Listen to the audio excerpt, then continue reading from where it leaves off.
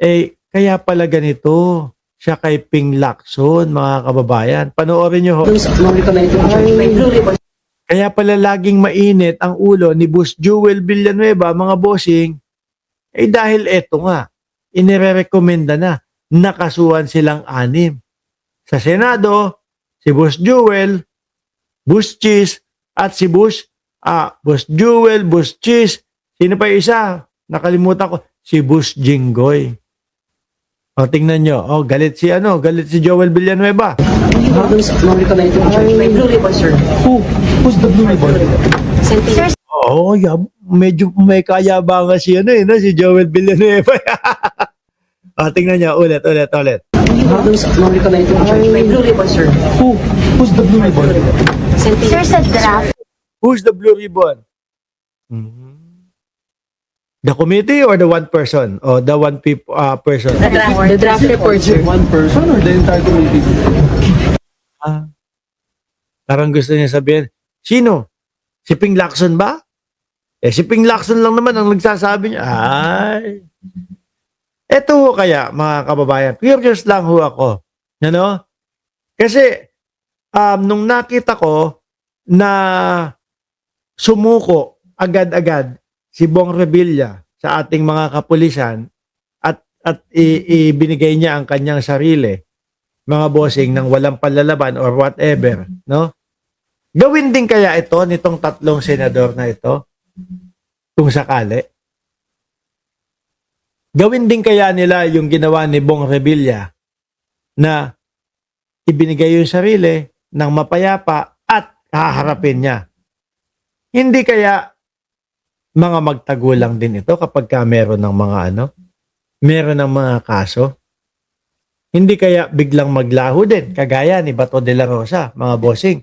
Kasi si Bato de la Rosa, puro ngaw-ngaw lang yun Maki Kwan, shoutout sa iyo. At End Time, Maki Kwan.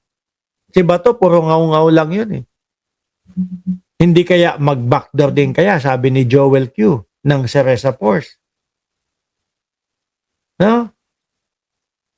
Baka ang sasabihin lang sa atin, sinisikil lang aming ganito, ganyan. Walang due process ang ganito, ganyan. Pinag-iinitan kami. Dapat harapin ho, mga bossing. Kagaya nung ginawa ni Senator Bong Revilla, humarap ho. Ipagtanggol, ipaglaban ang kanilang sarili. Idepensa ang kanilang sarili. Yun ang dapat nilang gawin. Tuloy natin si Boss Jewel. Sir, lang, it's just a draft yet. Draft pa lang. Is it the committee or the person? Mainit na ulo niya. Malapit-lapit na ho yan, mga bossing. Sa nakikita ko po sa galawan pong politikal, malapit-lapit na ho, mga boss chief sir. Susunod na po talaga yung mga yan. Kasi itinuturo na po ng ebidensya Hindi naman po irerekomenda ni Senator Panfilo Lacson na kasuhan silang 6 3 sa Senado Kung walang sapat na ebidensya di ba? Sabi ni Renaldo Suyom, ang tagal naman makulong ng mga yan, ng mga senador. Sila Joel Islord at si Quezon at si Jinggoy. Pabati naman dyan, Jeric from Queens, New York. Taga Queens, New York pala kayo Alam nyo ba, maisingit ko na lang.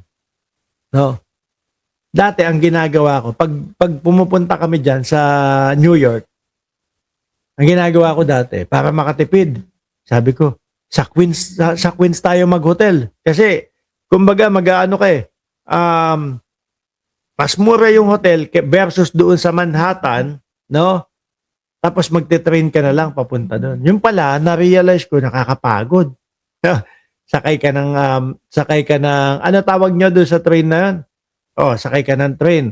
Doon sa may malapit sa Jollibee, sa likod, di ba? Yung kahoy na yung kahoy na riles, tapos bakal-bakal na mga makaluma, di ba? Sakay kami doon.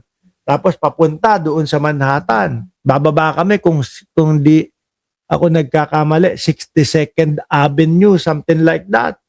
Tapos lalakad pa para makapunta sa Times Square. Medyo malayo. Nung isang beses ginawa ko, sa mismong Manhattan na kami nag-check-in. $250 to $300 per night. Lalo yung Warwick, yung kantong-kanto kung saan nagche-check-in yung mga Beatles, ay nako, luma, no? Pero talaga namang history, makikita mo, sabi ko, makaluma na to, bakit ang mahal pa? Nung tinignan ko yung history nila, doon pala naka-check-in dati yung mga Beatles, mga kababayan. Shout out dyan sa mga taga New York, no? Baka kailan? Baka next month lang, March, nandiyan kami Kaya lang, sa Manhattan. Ngayon, mga bossing, mainit ang ulo ni Boss Joel Villanueva. No? Alam niyo po ba, yung mga DDS, umaasa sila. Warwick, tapat ng MSG, no? Sa 34th, hindi ko na matandaan ko, 34th Street, yun Pero ang liit lang nung ang liit lang ng lobby nun. Pero maganda, no? Tapos may may Italian restaurant sa gilid. Favorite namin 'yun. Ngayon mga bossing, umaasa yung mga DDS na mapalitan po ang Senate President, no?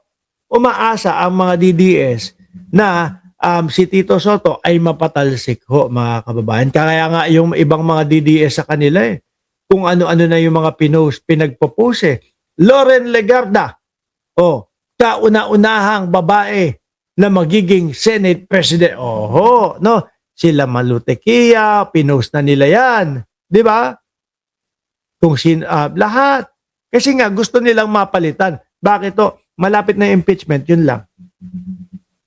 Ang gusto nila, pumabor ulit, kagaya nung nangyari kay Chis Escudero, tapos impeachment ni Inday Sara Duterte. Dribble na naman, Di ba? Kaya ang ginawa ng mga DDS, pinagpo-post. Eto na, ang kauna-unahan na Senate President na babae, Loren Legarda. Pero dati, galit na galit yung mga DDS dyan.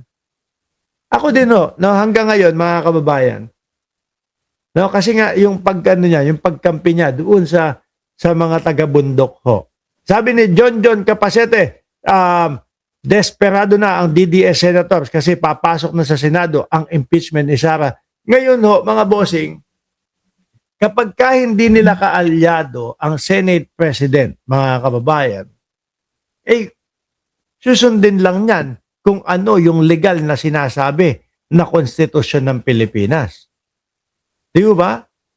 Ang sinasabi ng konstitusyon ng Pilipinas, kapag 1/3 na ang lumagda, pumirma na mga congressman, ang Senado ay agad-agad na magiging impeachment court.